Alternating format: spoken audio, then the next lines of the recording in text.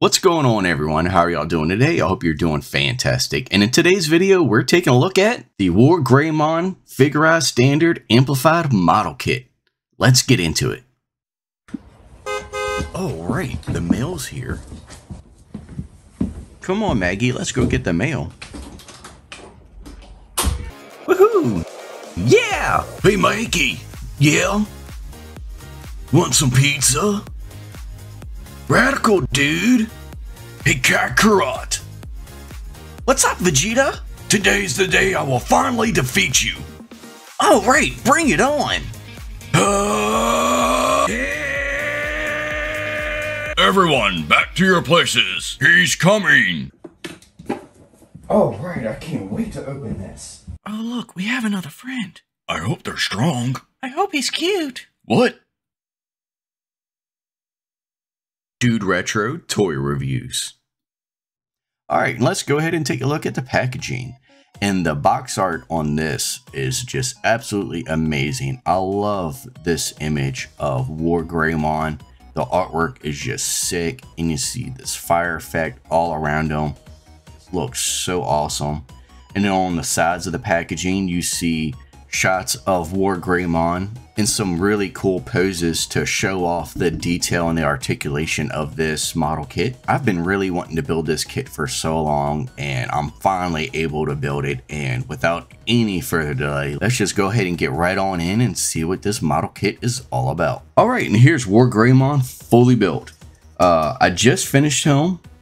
Just finished putting the top coat on because I did apply some of the stickers and I did do some panel lining. So I did do some customization work to this guy. But I'm going to throw up a little side comparison right here. That way you can see Wargreymon before and after the panel lining and the matte top coat that I applied. That way you can really see what he looks like before and after. So you can get a good look of what he looks like out of the box, just snap together, and then what he looks like if you put a little bit of extra work into him.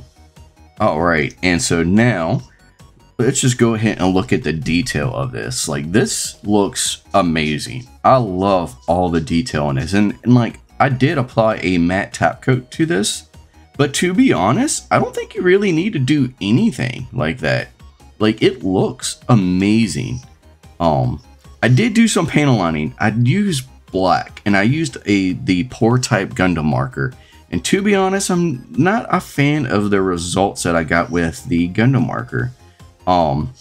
Usually I use the Tamiya panel line ink instead of the Gundam marker, and so this is my first time using a Gundam marker, and I'm just not a fan of how it turned out.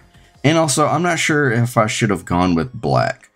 I mean, I wanted to go for a more animated look, but I just feel like it's a little too sharp. Maybe if I went with something different, maybe like brown or gray or something. But I think it still looks pretty good. I'm happy with it. Let me go ahead and show you the sticker sheet, the booklet that he comes with, and then we'll go over the accessories, and then we'll start going over the articulation.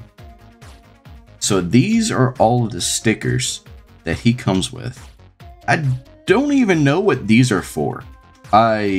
When I was building this kit, I was looking, I even looked through the manual, and I could not figure out what these were. Don't really seem to be that important because I haven't noticed where they're supposed to go. And then these ones here, I think, are for the fingernails on the thumb. Right there. That's the fingernail. I didn't apply that because I just don't think it's really necessary. But all of these white ones right here and all of these are all the back. All this back detail, all this white, that's all sticker. And then these ones here, these red ones were a pain in the butt. They go up here. And as you can see, it looks like this one here is starting to peel up a bit, which is annoying. This is why I hate applying stickers. I thought maybe if I put a top coat on, it would kind of keep them sealed so they wouldn't peel up, but that one's already peeling up. One down there. All right, and then once you take the wings off, these ones right here on the sticker sheet. That's what those are.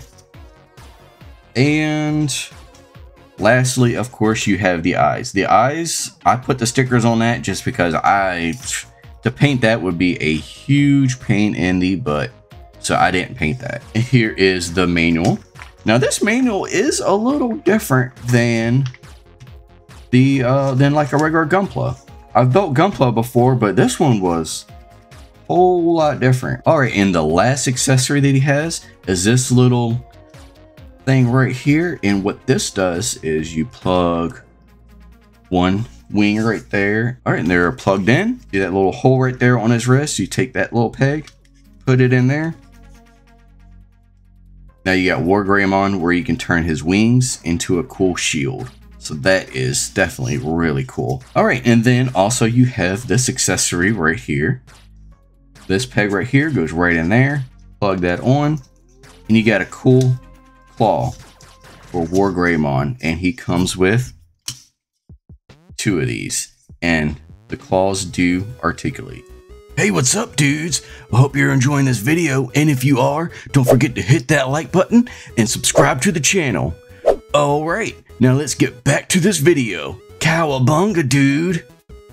Alright, so now let's go ahead and take a look at the articulation. So the articulation with his head, there is a joint right here at the neck, so the neck goes back and forward, then the head tilts up and down like so. You don't get too much back there because of the hair, you get some side to side. Now right here at the shoulder, you got a really nice butterfly joint, like that opens way up. Crazy the kind of range that you can get with this thing. It is so cool. This little shoulder piece moves up and down. You can kind of work with the shoulder to have it drop down, but you can also, with it dropping down, you can lift it up that much.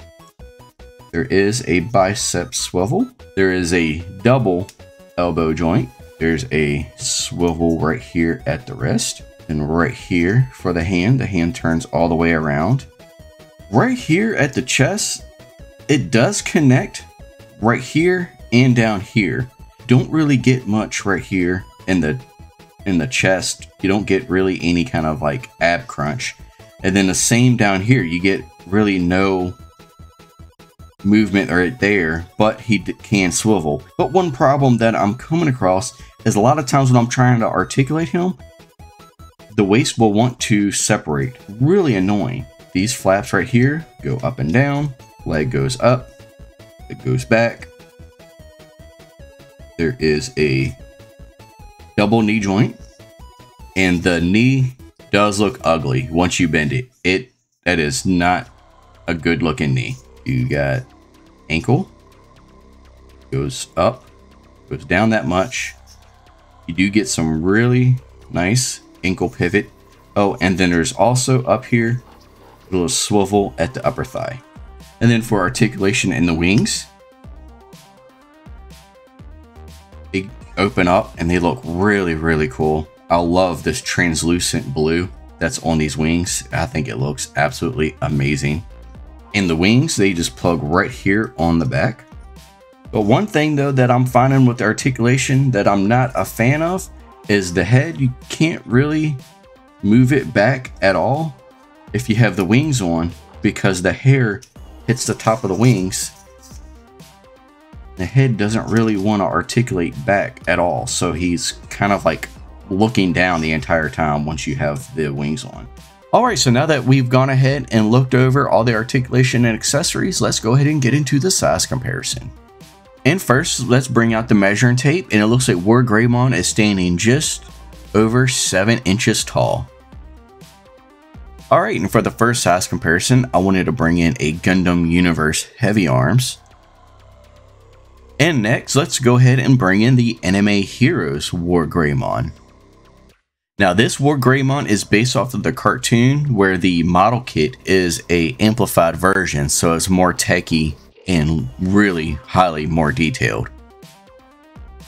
And next, let's see about bringing a 6-inch figure. So here is the G.I. Joe Classified Storm Shadow. And last, I want to bring in something a little bit smaller. So here is the SH Figure Arts Kamen Rider 01. Alright, and so what are the pros of this kit? This kit was actually pretty easy to build. It wasn't too complicated at all. Fairly simple. I think anybody who's wanting to get this kit, I think they'll be able to get it, jump into it. I think they'll be able to have a lot of fun. This is a highly detailed kit, especially for the price at $50. This thing's got a lot of detail to it. And the plastic feels really good. It feels really durable and really high quality. I love the way it looks. After it's fully built, the kit has some weight to it. It feels heavy and durable in your hands, and I actually really love that. Alright, and I can't think of any cons of this figure, but there are a few mid qualities with this. The articulation is decent, but I really wish there was an ab crunch. And then the bend at the knee just looks hideous from the front view. And then I also don't like that the head can't tilt back when you have the wings attached, because the hair keeps hitting the wings. And then there's the stickers. I put these as mid just because there aren't too many stickers, but for a few of them, I really think that they would be better off as if it was a separate plastic piece. I think it would have been a lot better if the red tip on the spike that's on the shoulder piece, if that was an actual red plastic piece instead of a sticker, and then the white that's on the back of the wings. I really would have loved if that would have been plastic instead of a sticker, because the stickers were kind of annoying to put in place. Well, that's going to wrap it up for my review. I love this kit. It was so much fun to build, and for the price, this is one heck of a deal, and it's still in stock at Amazon, and it's even available for pre-order on Big Bad Toy Store. So I really hope you enjoyed this review, and if you did, please leave a like and subscribe to the channel. I'm DudeRetro, and I'll see you next time.